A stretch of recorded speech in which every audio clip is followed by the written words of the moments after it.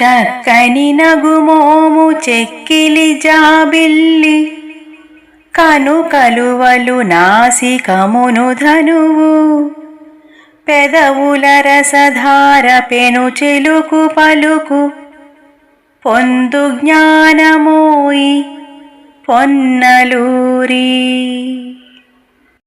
అందమైన చిరునవ్వు, చంద్రునిలా మెరిసే చెక్కిలి, కమలాల వలె నయనాలు, బాణంలా నాసిక, రసఝరులైన పెదవులు, ఇలాంటి దివ్య సౌందర్యాన్ని దర్శించినవాడు, మాటల్లో నుండి వెలువడే మాధుర్యాన్ని గ్రహించినవాడు, సౌందర్యం వెనక ఉన్న పరమార్థ జ్ఞానాన్ని తెలుసుకుని పరిపూర్ణ విజ్ఞానాన్ని సంపాదించగలుగుతాడు.